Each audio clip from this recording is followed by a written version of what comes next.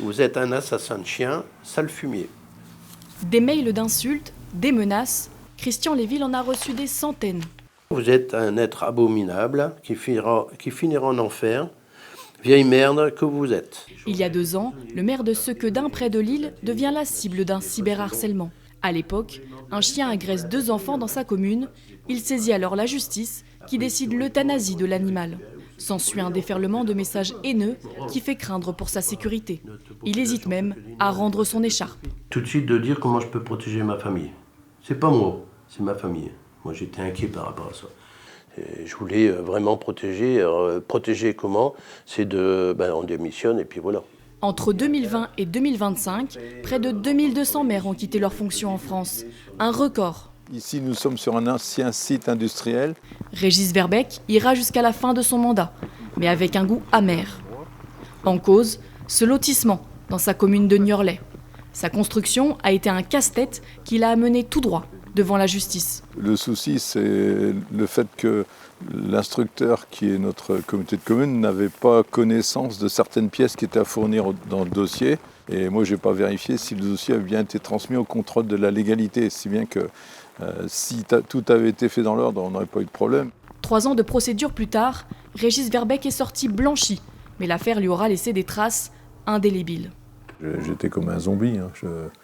Donc ça perturbe tout de même le mental, mon mental, quoi. Je savais qu'il y avait des responsabilités lourdes, mais je ne pensais pas que j'aurais été confronté à de tels problèmes d'erreurs de départ, et puis après, c'était assez compliqué, quoi.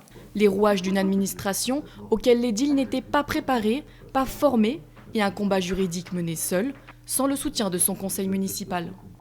Et là, j'ai eu une réponse d'une personne qui me dit il ne fallait pas signer, il fallait vérifier. Mais je dis comment veux-tu vérifier si on n'a pas la science infuse par rapport à la réglementation? C'est ça qui m'a fait reculer, qui a fait que je ne me suis pas représenté en 2026. Rouleau à la main, Romain Van Caneghem, maire de Roquigny dans le Pas-de-Calais, s'affaire aux travaux de sa commune.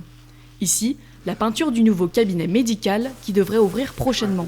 Son investissement, il le fait avant tout par passion, mais aussi pour faire des économies. On a refait un parking avec les cailloux en face, ça c'est 2 000 €. On a le cimetière, on a refait l'ensemble des allées avec les cailloux par l'équipe municipale. Bon, ça c'est 3 000 à 4 000 €, donc 500 plus 1000 plus 2000. Et on arrive vite à des gros montants qui nous permettent de le réinvestir sur d'autres projets. Romain Van Caneghem est ce qu'on appelle un maire à tout faire. Aujourd'hui, il troque sa casquette de peintre pour celle de jardinier. Sa prochaine mission, remettre en place un pot de fleurs devant la mairie qu'un bus a percuté dans la nuit. Fonction de maire, on décroche jamais. Je ne vais pas dire 24 heures sur 24, mais presque, 7 jours sur 7. J'ai mon téléphone qui est allumé tout le temps.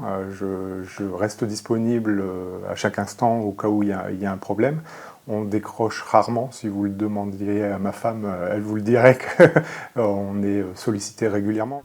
Un engagement sans limite, je vais aller voir. Ça. Qui peut impacter sa vie personnelle. Ma fille me dit « Papa, t'es pas souvent à la maison ?»